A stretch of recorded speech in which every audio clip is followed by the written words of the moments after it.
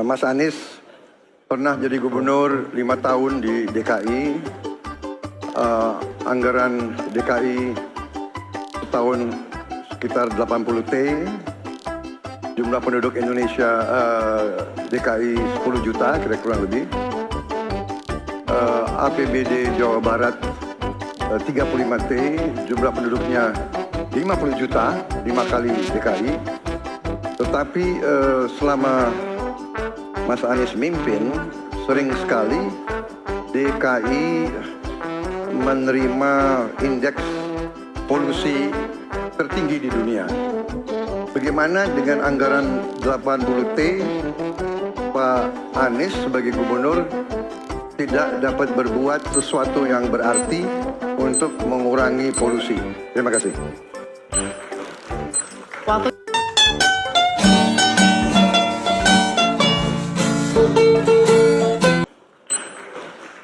Waktunya masih ada, Bapak? Sudah cukup? Baik, kita akan lanjutkan pada calon presiden nomor urut 1. Kami beri kesempatan untuk menjawab pertanyaan selama 2 menit, dimulai dari sekarang.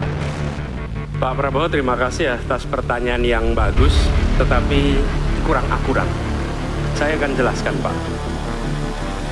Ketika satu daerah mengatakan di tempat kami tidak ada COVID, di tempat kami COVID banyak, lalu yang tidak ada COVID kami tanya, kenapa tidak ada COVID? Nah, kami nggak punya alat testing, Pak. Karena tidak punya alat testing, maka tidak ada COVID. Yang punya alat testing, maka ada COVID. Oke? Boleh saya selesaikan dulu? Ya. Jadi, apa yang terjadi? Di Jakarta kami memasang alat pemantau polusi udara. Bila masalah polusi udara itu bersumber dari dalam kota Jakarta, maka hari ini, besok, minggu depan konsisten selalu akan kotor. Tapi apa yang terjadi? Ada hari di mana kita bersih, ada hari di mana kita kotor. Ada masa minggu pagi, Jagakarsa sangat kotor. Apa yang terjadi? Polusi udara tak punya KTP. Angin tak ada KTP-nya. Angin itu bergerak dari sana sini. Ketika polutan yang muncul dari pembangkit listrik tenaga uap mengalir ke Jakarta, maka Jakarta punya indikator, karena itu Jakarta mengatakan ada polusi udara. Ketika anginnya bergerak ke arah Lampung, ke arah Sumatera, ke arah Laut Jawa, di sana tidak ada alat monitor, maka tidak muncul. Dan Jakarta pada saat itu bersih. Kalau problemnya dari dalam kota saja, maka konsisten tiap waktu. Ya, kita punya masalah polusi. Karena itu kita kerjakan dengan apa? Kita lakukan, Pak. Satu, dengan pengendalian emisi dari kendaraan bermotor dan pengujian emisi sekarang wajib. Yang kedua, elektrifikasi kendaraan umum. Yang ketiga, konversi kendaraan umum.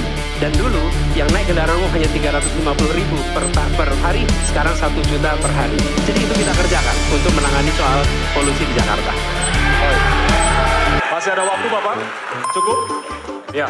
Kami persilakan kepada calon presiden nomor urut 2 untuk kemudian menanggapi jawaban dari calon presiden nomor urut 1. Waktu Bapak 1 menit dimulai dari sekarang. Ya, susah kalau kita menyalahkan angin dari mana saja, ya. Jadi saya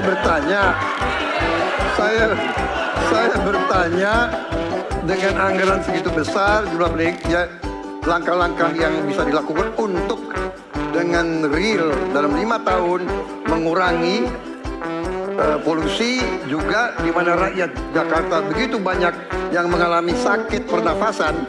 Jadi saya kira kalau kita dengan gampang menyalahkan angin, hujan dan sebagainya, ya mungkin tidak perlu ada pemerintahan kalau begitu. Ya. Terima kasih. Masih ada waktu? Akan menambahkan? Cukup. Baik, selanjutnya kami berikan kesempatan kepada calon presiden nomor urut 1 untuk menanggapi tanggapan dari calon presiden nomor urut 2. Waktunya 1 menit, dimulai dari sekarang. Ya, inilah bedanya yang berbicara pakai data, yang berbicara pakai fiksi. Okay? Dia pakai data. Jadi ketika ditunjukkan, ya memang ada sumber polutan dari dalam kota. Tapi kalau sumber polutan itu hanya dari dalam kota, maka Pak pakai logika sederhana sekali. Jumlah motor dari hari ke hari sama, jumlah mobil dari hari ke hari sama. Maka harusnya angka polusinya sama setiap waktu. Betul tidak?